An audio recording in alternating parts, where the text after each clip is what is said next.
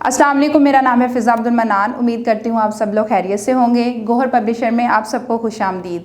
हमारा मोटो है redefining the geography of education through digital resources for conceptual learning, और हमारी किताब का नाम है गौहर ग्रेस नर्सरी 4+। जी बच्चों, अब हम शुरू करने जा रहे हैं बे की कुछ सरगर्मियाँ, लेकिन उससे पहले हमारे पास छोटी सी हदायत उस्ताज़ा के लिए हैं। हर्फ बे पर पेंसिल फेरने और सरगर्मियाँ हल करने में बच्चों की रहनुमाई करें।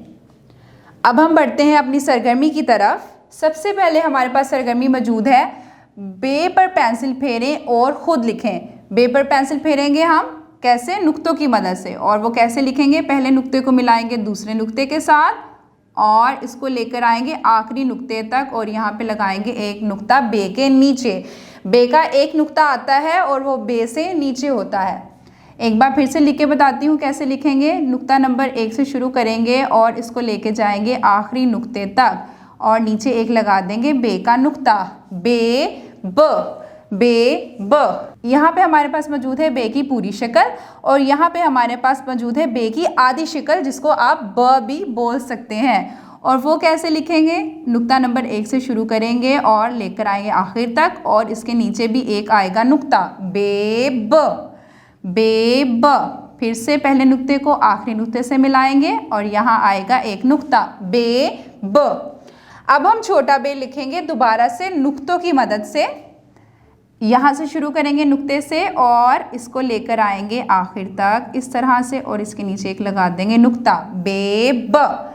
एक बार फिर से बताती हूँ, नुक्ते से शुरू करेंगे और इसको लेकर आएंगे आखिर तक, और यहाँ पे नीचे एक लगाएंगे नुक्ता।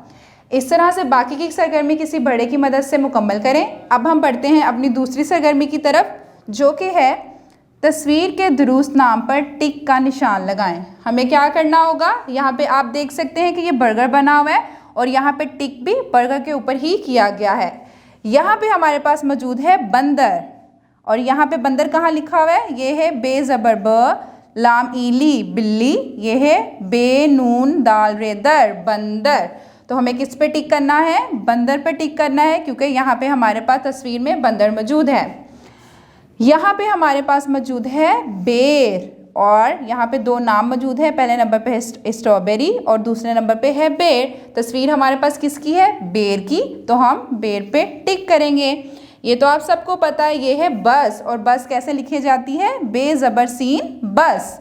इसके ऊपर हम कर देंगे टिक, और इस तरह से हमारी सरगर्मी नंबर 2 हो जाएगी मुकम्मल। आखिर में हमारे पास मौजूद है तस्वीर के नाम का पहला हर्फ लिखें। जी, तस्वीर के नाम का पहला हर्फ लिखें। ये हमारे पास क्या मौजूद है? बंदर। यहाँ पे हम नून भी मौजूद है, दाल भी मौजूद है और रे भी मौजूद है। यहाँ पे हमारे पास क्या मौजूद नहीं है? यहाँ पे बे मौजूद नहीं है। तो हम यहाँ पे लिखेंगे